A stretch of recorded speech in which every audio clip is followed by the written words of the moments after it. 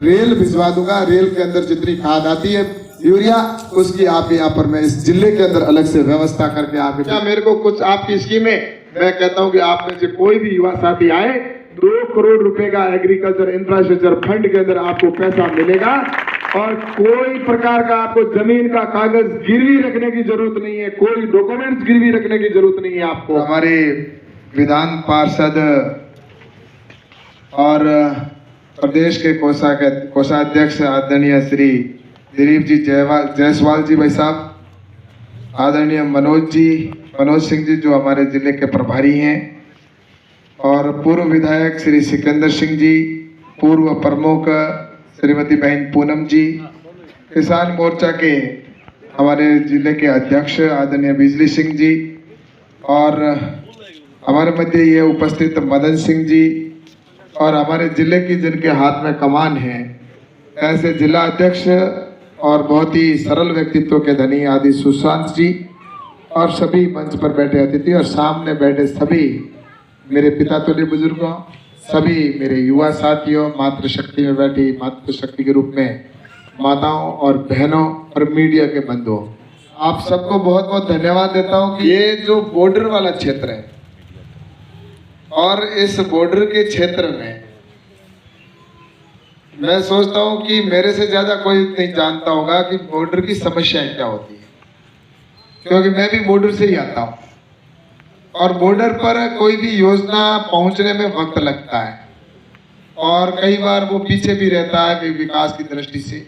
यहाँ पर भी आपके जिस तरह से मैं देख रहा हूँ, आज सुबह से यहाँ पर मैं घूम रहा हूँ, कई जगह मेरा गाँव में जाना हुआ, तो वास्तव में यहाँ पर जब देखता हूँ तो बहुत ही समस्याएं हैं और उन समस्याओं का समाधान करना हम सब के लिए जरूरी है।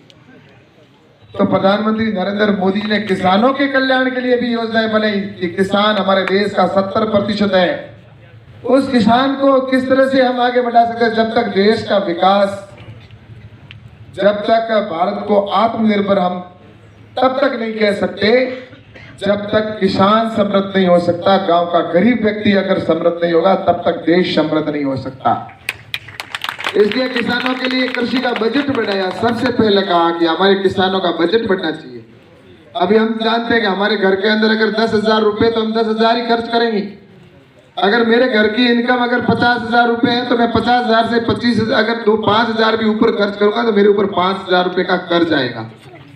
जिसकी कैपेसिटी 1 लाख रुपए की वो 1 लाख खर्च करता है, जिसकी 2,000 की कैपेसिटी वो 2,000 खर्च करता है, उसका बजट होगा उतना ही तो चलेगा।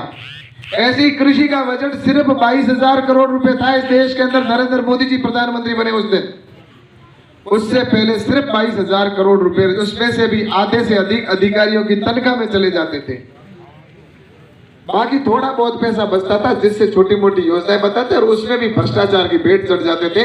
थोड़ा सा कुछ किसानों के लिए काम आता था, लेकिन आज जहां पहले 23,000 22,000 करोड़ रुपए था वो अब बढ़कर हो गया 1,32,000 करोड़ रुपए, यानी कि 6 गुना बढ़ा दिए।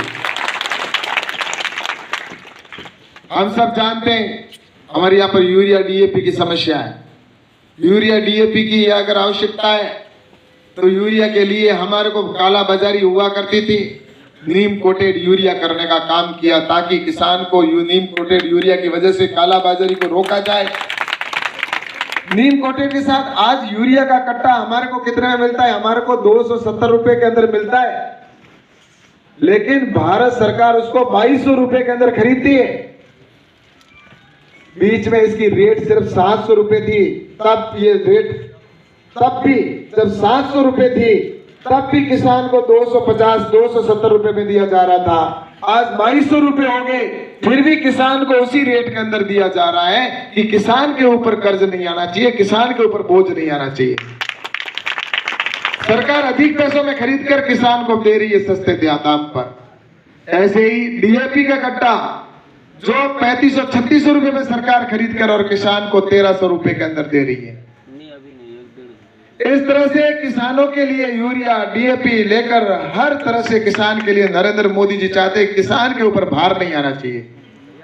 और इस तरह से किसानों के लिए एफपीओ बनाए जा रहे हैं कि आने वाले समय के अंदर किसान, मेरा जो छोटा किसान है जो गांव के अंदर बैठा है, उस किसान के लिए हम क्या ऐसा करें कि किसान को हाथ नहीं फैलाना पड़े, किसान को ऋण लेना ना पड़े, किसान को किसी के सामने खड़ा होना ना पड़े, किसान ऋण लेने वाला नहीं, भविष्य में किसान ऋण देने वाला बने, ये योजना बनाकर मोदी जी काम कर रहे हैं।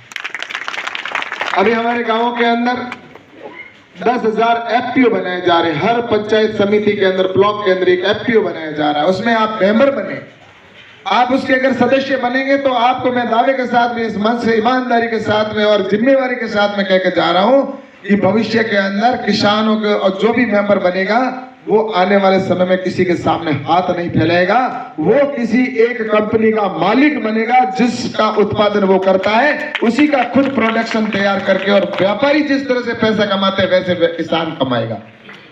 अभी हमारे यहाँ पर जैसे चाय होती है, चाय का बागान यहाँ पर मैंने काफी देखे, लेकिन चाय का पैसा कमाता कौन है? व्यापारी कमाता है। हम तो सिर्फ मजदूरी करने के लिए हमारी बहनें चली जाती है, पत्तियां तोड़ती है और उनको 200, 250, 300 रुपए जो मिलता है मिल जाता है। या किसी छोटे किसान के अगर खेत है तो उसमें से एक साथ व्यापारी लेके चला जाता है, उसको जो मन चाहे वो रेट वो देता है। किसान रेट तय नहीं करता, रेट कोई व्यापारी तय करता है कि इस रेट में देना है तो दो, नहीं तो जाओ।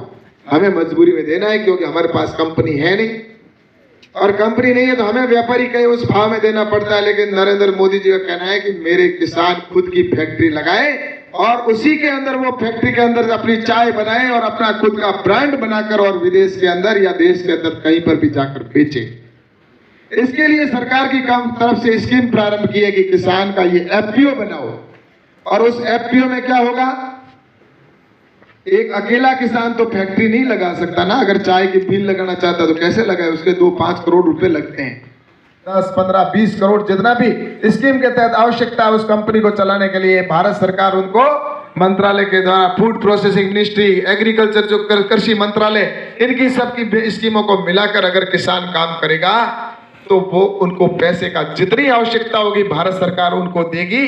फैक्ट्री लगाकर फिर किसान अपने वहां पर लेके जाएगा माल को, अपनी फैक्ट्री का पत्तियों को ले जाकर वहां पर चाय की बागान, चाय की फैक्ट्री में ले जाएगा, वहां पर चाय की पत्ती बनाकर, ब्रांड बनाकर वो विश्व के देशों के अंदर बेचेगा। करेगा कि रेट है, इस रेट के अंदर मेरी चाय की पत्ती को मैं बेचता हूं, और उसका जो प्रॉफिट होगा वो सारे किसानों में बांटा जाएगा। जितने सदस्य हैं उन सबको किसानों को नफा बांटा जाएगा। इस तरह से नरेंद्र मोदी जी चाहते हैं कि किसान कल्याण की योजना बने। एग्रीकल्चर इंफ्रास्ट्रक्चर फंड है, 2 लाख रुपए, 2 करोड़ रुपए अगर मेरा युवा साथी यहाँ पर कोई खड़ा अगर कह दे कि मैं, आप कृषि मंत्री हो कैलाश जी, मैं यहाँ पर आपकी एक फैक्ट्री लगाना चाहता हूँ और प्रोसेसिंग, सॉर्टिंग, ग्रेडिंग की यूनिट लगाना चाहता हूँ, क्या मेरे को कुछ आपकी स्कीम है?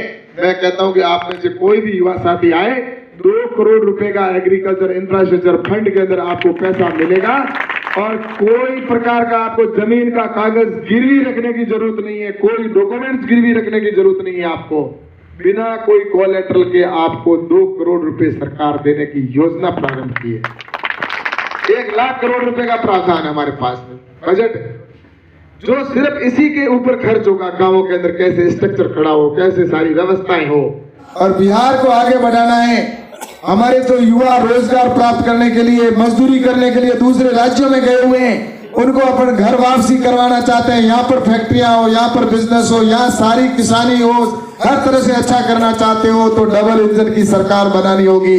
यहाँ पर भी भारतीय जनता पार्टी की सरकार बने। जब लोकसभा के चुनाव हो तब भारत की सरकार में नरेंद्र मोदी जी प्रधानमंत्री बने, और यहाँ पर भी राज्य में भारत सरकार की, भाजपा की सरकार बनेगी, तो निश्चित रूप से हमारे युवाओं को न्याय मिलेगा, हमारे किसानों को न्याय मिलेगा, और हमारे प्रदेश का विकास होगा। और विकास के नाम पर हमें अब से जागरूक होने की आवश्यकता, और इसीलिए प्रधानमंत्री नरेंद्र मोदी जी ने हमारे को यहाँ पर भेजा है।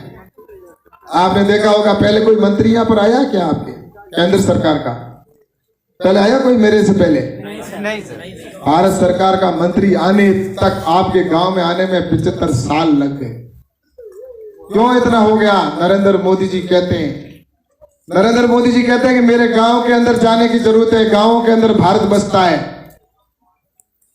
और वो इसलिए कहते हैं कि वो उनको पता है कि गरीबी क्या होती है। उन्होंने बचपन में चाय बेची है, चाय बेचकर जो प्रधानमंत्री बनता है ना, उसको पता होता है कि गरीबी क्या होती है। इसलिए मैं आपके बीच में और आता रहूंगा। आपके यहाँ पर मुझे बताया था कि एक खाद की समस्या यहाँ पर चल रही है, तो मैं आपके अलग से एक यहाँ पर रेल भिजवा दूंगा। रेल के अंदर जितनी खाद आती है यूरिया, उसकी आप यहाँ पर मैं इस जिले के अंदर अलग से व्यवस्था करके आपके भेजूंगा, ताकि कोई किसानों की समस्या का समाधान भी होगा। तो ये जरूर आपके किसी प्रकार की समस्या है तो आप मुझे बताना, मैं आपके बीच में आता रहूंगा, जाता रहूंगा, मिलते रहेंगे।